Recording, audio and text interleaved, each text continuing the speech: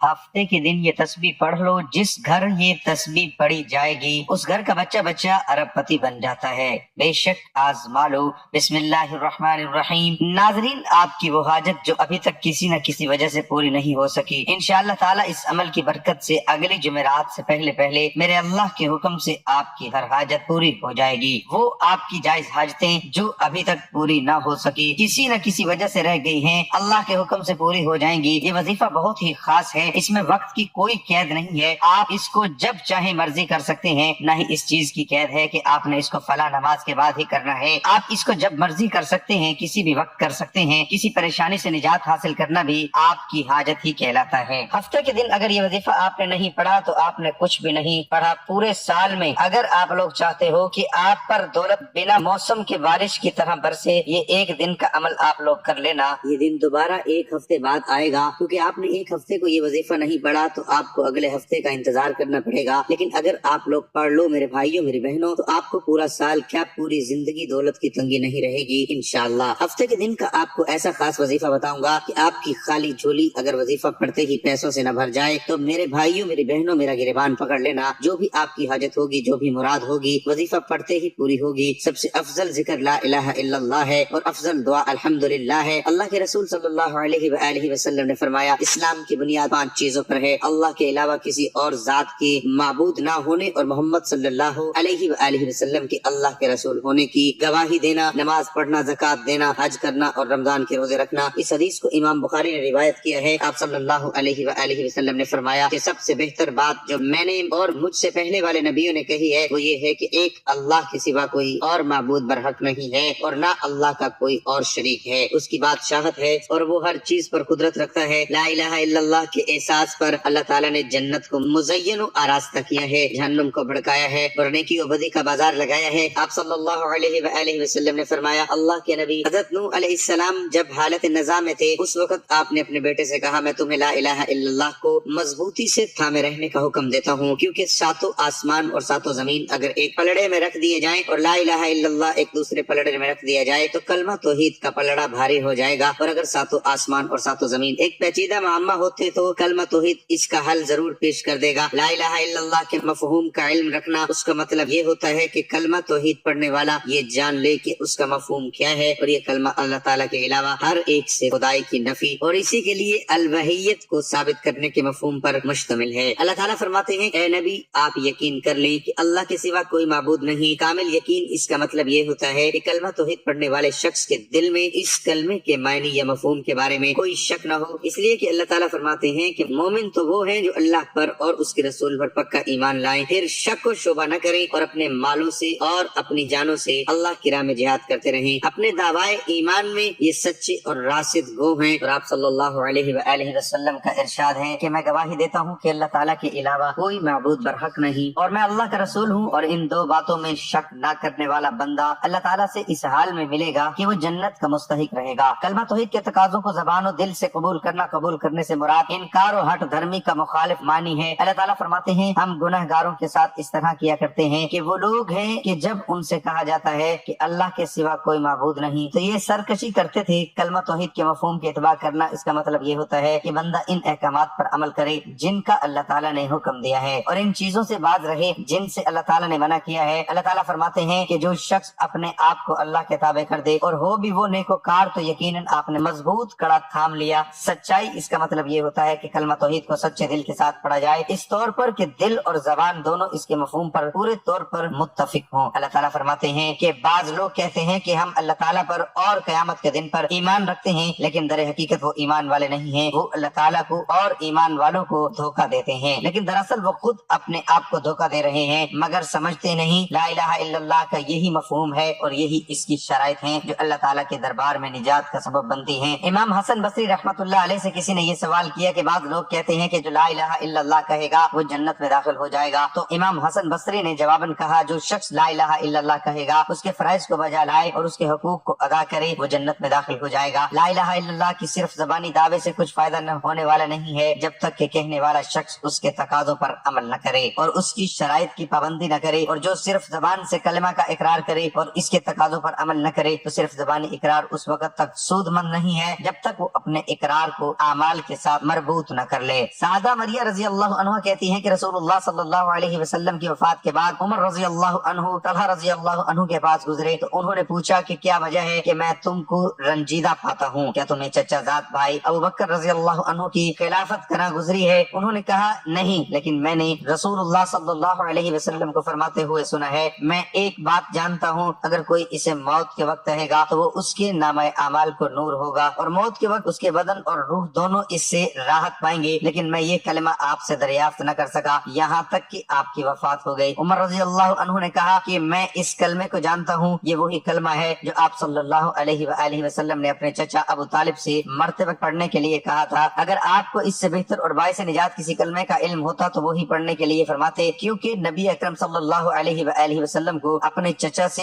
جو الفت محبت تھی اور جس طرح آپ انہیں آخری وقت میں قیامت کے دن کے عذاب سے بچانے کی کوشش میں لگے ہوئے تھے اور کلمہ لا الہ الا اللہ کہنے کا حکم دیتے رہے، اس سے بہتر کوئی دوسرا کلمہ نہیں ہو سکتا جسے مرتے وقت کوئی اپنی زبان سے ادا کرے۔ ہفتے کے دن اگر آپ نے میرا بتایا ہوا یہ وظیفہ چلتے پھرتے پڑھ لیا، میرے بھائیوں میری بہنوں، آپ کو دولت چاہیے ہو، گاڑی چاہیے ہو، بنگلہ چاہیے ہو، محل چاہیے ہو، قرضوں سے چھٹکارا چاہتے ہو، بچوں کی شادی کروانا چاہتے ہو، اپنی شادی کا مسئلہ ہے، جہیز کا مسئلہ ہے، بے اولادی ہے، تنگ دستی ہے، فاقے ہے، مفلسی ہے، لاچاری ہے، غریبی ہے، فقیری ہے، مسکینی ہے، جو بھی آپ کے مسئلے مسائل ہے یہ وظیفہ پڑھتے ہی حل ہو جائیں گے۔ میرے بھائیوں میری بہنوں، ہفتے کا پورا دن آپ کے پاس ہے، جس دن میری یہ ویڈیو آئی ہے اسی دن آپ کو یہ وظیفہ نوٹ کر لینا ہے اور ہفتے کے دن پڑھنا ہے۔ پورا دن موجود پڑا ہے، بالکل سستی مت کرنا، یہ دن مت گوانا، اس ویڈیو کو مت گوانا۔ میرے بھائیوں میری بہنوں، آپ لوگ چاہتے ہو کہ آپ کی پوری زندگی سنور جائے، پورا سال آپ پیسوں میں کھیلو، پورا سال اتنا پیسہ آئے گا کہ ساری زندگی کام آئے گا، پورا سال بڑی سے بڑی حاجتیں مرادیں انشاءاللہ پوری ہوں گی۔ وظیفہ پڑھتے ہی اپنی زندگی میں تبدیلی دیکھنا، اپنی زندگی میں خوشیاں دیکھنا، اپنی حاجتوں کو پورا ہوتے ہوئے دیکھنا۔ پیارے دوستو، بھائیو بہنوں، میں خود بھی ہر ہفتے کے دن یہ وظیفہ لازمی پڑھتا ہوں اور اللہ پاک نے ایسی ایسی جگہ سے رزق اور دولت کے اسباب بنائے ہیں میرے بھائیو میری بہنوں، آپ کو کیا بتاؤں، جتنا میں نے مانگا اللہ تعالیٰ نے اس سے کئی زیادہ مجھے عطا کیا۔ ایسی ایسی جگہ سے پیسہ آتا ہے میرے بھائیو میری بہنوں، آپ لوگوں کی عقل حیران رہ جائے گی۔ بہت سے دکھیارے پریشان تنگ دست لوگوں کو ہفتے کے دن کا یہ وظیفہ میں نے اپنی زندگی میں کئی مرتبہ بتایا ہے۔ آپ لوگ یقین کریں یا نہ کریں، لوگوں کی خالی جھولیوں کو میں نے اپنی آنکھوں سے بھرتے ہوئے دیکھا تھا، لوگوں کے قرضوں کو ایک دن میں اترتے ہوئے دیکھا۔ یہ وظیفہ پڑھتے ہی میں نے اپنی آنکھوں سے دیکھا تھا۔ میں کوئی قسم نہیں اٹھا رہا ہوں دوستو، ساتھیوں بہنوں، نہ ہی میں دعویٰ کر رہا ہوں۔ وظیفہ آپ لوگ خود پڑھ کے دیکھ لینا، آپ پر چاہے 1 لاکھ کا قرضہ ہو جائے، 1 کروڑ کا قرضہ ہو جائے، پڑھتے ہی اگر آپ کے قرضے نہ اترے تو مجھے آ کر کہنا، قرضدار خود معاف کر دیں گے قرضے، یا آپ کے پاس اتنی دولت آئے گی پورا سال آپ لوگ فوری طور پر اپنا قرضہ ادا کرو گے۔ یہ وظیفہ ایسا نہیں ہے میرے بھائیوں میری بہنوں، آپ لوگ ابھی وظیفہ پڑھو اور 2 سال بعد پیسے آئے، آپ کو پورا سال پیسوں کی بارش ہو جائے گی، یا پورا سال آپ پیسوں کی تنگی کا شکار نہیں رہو گے، بشرط یہ کہ یہ ایک دن آپ لوگ یہ وظیفہ پڑھ لو، چاہے صبح پڑھ لو، چاہے دوپہر میں پڑھ لو، شام میں پڑھ لو۔ آپ کی کوئی حاجت ہو اس کے لیے آپ 1 بار پڑھ سکتے ہیں، اگر کوئی دوسری حاجت ہو تو 2 بار پڑھ لیں، 2 مرتبہ یہ عمل کر لیں، 3 بار کر لیں، 4 بار کر لیں، پورا دن پڑھتے رہیں، کوئی نقصان نہیں بلکہ فائدے ہی فائدے ہیں۔ عمل بالکل آسان ہے، اتنا آسان ہے کوئی ایسے بہن بھائی بھی ہوں گے جن کو ایک لفظ پڑھنا بھی نہیں آتا، نہ دیکھ کر پڑھنا آتا ہے، وہ پڑھ ہی نہیں سکتے، تو وہ لوگ بھی یہ ویڈیو دیکھ کر پڑھ لیں گے، کیونکہ یہ اتنا آسان وظیفہ ہے کہ ہر کوئی فوراً پڑھ لے گا اور وقت بھی بالکل کم لگے گا، مطلب آدھا پونا منٹ کیا چیز ہے، 1 منٹ لگا لیں، 1 منٹ کا بھی اگر وقت لگتا ہے، اگر یہ 1 منٹ آپ کا ضائع ہو جائے تو یہ 1 منٹ میرے بھائیوں میری بہنوں آپ کا ضائع ہو ہی نہیں سکتا، بشرط یہ کہ آپ لوگ اللہ پاک کی ذات پر یقین کرتے ہوئے، بھروسہ کرتے ہوئے، چاہے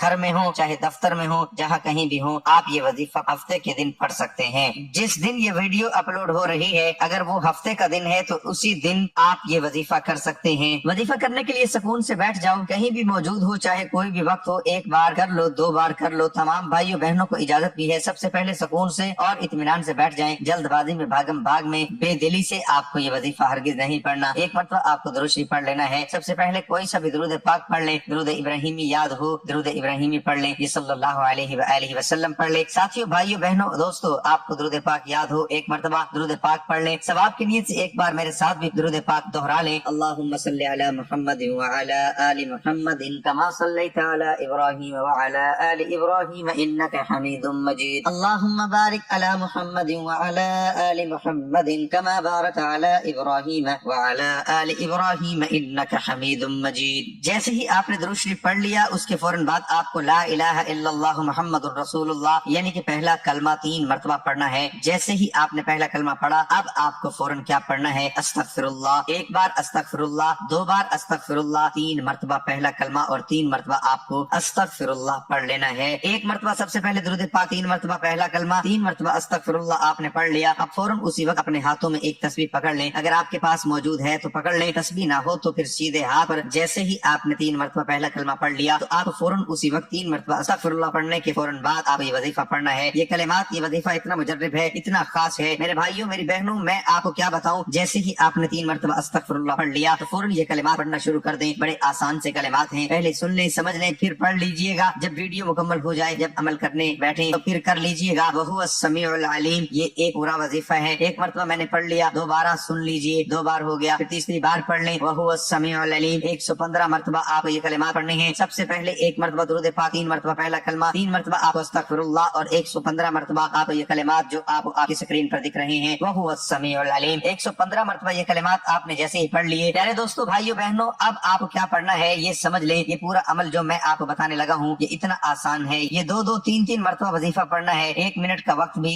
آپ کو نہیں لگے گا، بالکل عمل ختم ہونے لگا ہے۔ آپ جب عمل کرو گے تو آدھا پونا منٹ میں یہ پورا عمل بڑے آرام سے، بڑا آسانی سے پڑھ لو گے۔ 115 مرتبہ وَهُوَ السَّمِيعُ الْعَلِيمُ پڑھنا ہے، بے حد آسان عمل ہے، آپ اس کو چلتے پھرتے بہت ہی کم وقت میں پڑھ سکتے ہیں۔ اور یقین کریں اگلی جمعرات سے پہلے اللہ تعالیٰ کے حکم سے آپ کی ہر حاجت، ہر جائز حاجت، وہ حاجت جس کی نیت سے آپ نے اس عمل کو کیا ہوگا، آپ کی وہ حاجت پوری ہو جائے گی۔ اور جب آپ نے دعا کرنی ہے، اپنی حاجتیں جو ہیں 1 2 یا زیادہ سے زیادہ 3 حاجتوں کی آپ نے بار بار دعا کرنی ہے، اللہ تعالیٰ کے حکم سے آپ کی حاجت پوری ہو جائے گی۔ بے شک اللہ تعالیٰ ہر چیز پر قادر ہے، اللہ تعالیٰ آپ کی دعا کو رد نہیں کر دے گا۔ جب وَهُوَ السَّمِيعُ الْعَلِيمُ پڑھیں گے تو اللہ پاک اپنے اس پاک کلام کے صدقے آپ کی دعا کو ضرور قبول فرمائے گا۔ اور یہ یاد رکھیں کہ 5 ٹائم نماز کی پابندی کرنی ہے۔ اور میرے پیارے بہن بھائیو، یہ بالکل فی سبیل اللہ آپ عمل بتائے جاتے ہیں، آپ خدا کے لیے ان سے فائدہ حاصل کیا کریں، تاکہ جتنے لوگوں تک مزید یہ پیغام پہنچے گا اتنے ہی زیادہ لوگ اس سے فائدہ حاصل کریں گے، کیونکہ ہمارے معاشرے میں ہر انسان کسی نہ کسی حاجت پورے کرنے کا طلبگار رہتا ہے، کسی نہ کسی پریشانی میں مبتلا رہتا ہے۔ یہ اللہ کا قانون ہے، ہر انسان خوشحال نہیں ہے۔ میرے بتلانے میں، سمجھانے میں ناظرین وقت لگ رہا ہے، کیونکہ میں آپ کو ایک ایک بات تفصیلی بتانا چاہتا ہوں، سمجھانا چاہتا ہوں، کیونکہ یہ عمل اگر میرے بھائیوں میری بہنوں مجھ سے بھی کوئی غلطی ہو گئی آپ سمجھانے میں اور آپ لوگ صحیح طرح کر نہ پائے تو پھر آپ کو کوئی فائدہ نہ ہوگا۔ تو اسی لیے میں پوری توجہ سے، پورے دھیان سے آپ کو سمجھانے لگا ہوں تاکہ آپ لوگ صحیح طرح یہ عمل کرو۔ میں خود جس طریقے سے کرتا ہوں اور اس وظیفے کو میں نے کئی لوگوں کو جب جس طریقے سے پڑھنے کے لیے بتایا، اسی طریقے سے میں آپ کو بتاؤں گا تاکہ آپ کو فوری طور پر فائدہ ہو۔ جب آپ نے وَهُوَ السَّمِيعُ الْعَلِيمُ ان کلمات کو جیسے ہی پڑھ لیا تو فوراً آپ کو آخر میں کیا پڑھنا ہے یہ اچھی طرح سمجھیے گا، سمجھ کر جائیے گا اور پھر سمجھ کر اینڈ تک ویڈیو دیکھیے گا، پورا عمل اپنے ذہن میں بٹھا لیجیے گا۔ آخر میں آپ کلمات پڑھ لیے جو میں نے بتائے، اس کی فوراً بعد آپ بسم اللہ الرحمن الرحیم ایک بار پڑھیں، پھر دوسری بار بسم اللہ الرحمن الرحیم، پھر تیسری بار بسم اللہ الرحمن الرحیم پڑھیں، 3 مرتبہ بسم اللہ الرحمن الرحیم پڑھنا ہے اور فوراً سے 1 مرتبہ آپ سورۃ کوثر سب سے آخر میں پڑھ لینی ہے۔ انا اعطیناک الکوثر فصل لربک وانحر ان شانئک هو الابتر، بالکل آخر میں آپ 1 مرتبہ سورۃ کوثر جیسے ہی پڑھ لیں، 1 مرتبہ درود پاک پڑھ لیں، جو آپ نے شروع میں پڑھا تھا وہی آخر میں پڑھیں۔ اس کے ساتھ ساتھ ناظرین آپ نے استغفار کا ذکر کرتے رہنا ہے اور اپنے گناہوں کو بخشواتے رہنا ہے۔ جو گناہوں کی دلدل میں پھنس جاتے ہیں ان کے لیے گناہوں سے نکلنا بہت مشکل ہو جاتا ہے، کیونکہ ایک گناہ دوسرے گناہ کا راستہ کھولتا ہے۔ گناہ گار کے لیے نیکی پر عمل کرنا مشکل اور گناہوں کو راستہ آسان ہو جاتا ہے۔ گناہ عمر تباہ کر دیتے اور عمر کی برکتیں چھین جاتی ہیں۔ انسان کی عمر سانس لینے کا نام نہیں بلکہ دل زندہ سے ہی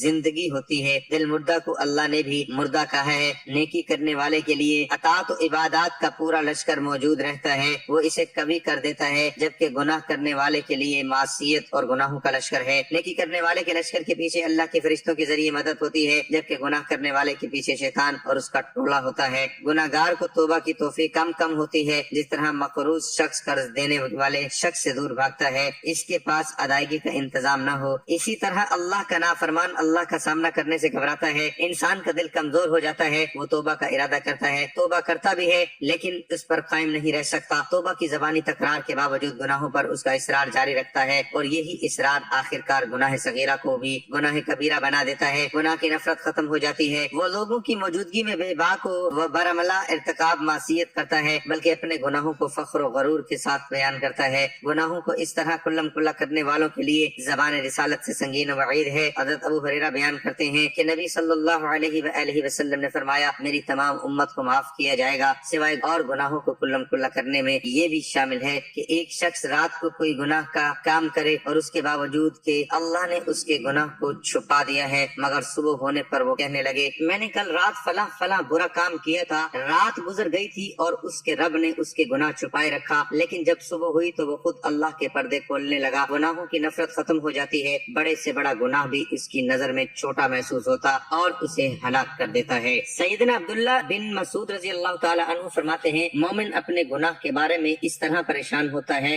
گویا کہ وہ پہاڑ کے عین نیچے موجود ہے اور اسے اپنے اوپر پہاڑ کے گرنے کا خوف لاحق ہے، جبکہ کافر و فاجر اپنے گناہ کو ایک مکھی کی مانند ہلکا خیال کرتا ہے جو اس کے ناک پر بیٹھی اور یوں اپنے ہاتھ سے اس نے اس مکھی کو اڑا دیا۔ انسانوں کو نہیں بلکہ جانوروں تک کو برباد کر دیتی ہے۔ قوم نوح پر عذاب آیا تو جانور بھی ختم ہو گئے، بارش رک جاتی ہے، جبکہ استغفار کے ساتھ بارش ہوتی ہے، جیسا کہ اللہ تعالیٰ نے استغفار کا نتیجہ بارشوں کے نزول و برکت کو قرار دیا ہے۔ میں نے کہا اپنے رب سے معافی مانگو، بے شک وہ بڑا معاف کرنے والا ہے، وہ تم پر آسمان سے خوب بارشیں برسائے گا۔ تمام عزتیں طاعت الہی سے ہوتی ہیں، فرمانے باری ہے۔ جو کوئی عزت چاہتا ہو اسے معلوم ہونا چاہیے کہ عزت ساری کی ساری اللہ کی ہے۔ نیکی باعث عزت ہے، جو اللہ کے نزدیک ہوتا ہے وہی عزت والا ہے۔ اس کی سب سے بڑی مثال انبیاء ہے۔ حضرت ابراہیم کی ایک سنت قربانی پر دنیا کی کا اکثریت آج بھی عمل کرتی ہے، جبکہ نبی کریم صلی اللہ علیہ وآلہ وسلم کو غیر مسلم بھی دنیا کے 100 بڑے آدمیوں میں پہلے نمبر پر جگہ دینے پر مجبور ہیں۔ گناہ عقل کو ختم کر دیتے ہیں، کیونکہ عقل اگر موجود ہوتی تو اسے گناہ سے باز کیوں نہ رکھتی۔ انسان اللہ کی مخلوق ہے، اس کے گھر کائنات میں رہتا ہے، اس کا رزق کھا رہا ہے، اللہ اسے خود دیکھ رہا ہے، ہدایات اسے روک رہی ہے، موت اور جہنم اس کی آنکھوں کے سامنے ہے۔ اگر وہ حقیقتاً عقل والا ہوتا تو گناہ کیوں کرتا؟ ارشاد باری ہے نصیحت تو عقل رکھنے والے ہی قبول کرتے ہیں۔ اس لیے ناظرین ہمیں ہر وقت اللہ تعالیٰ سے توبہ استغفار کرنی چاہیے۔ اور ناظرین آپ عمل مکمل ہونے کے بعد اب فوراً دعا مانگ لیں، جتنی حاجتیں ہوں، جتنی پریشانیاں ہوں، ایک مرتبہ عمل کریں تو فوراً دعا مانگیں، جتنی بار عمل کریں اس کے بعد دعا ضرور مانگیں۔ اس عمل کو لازمی کیجیے گا۔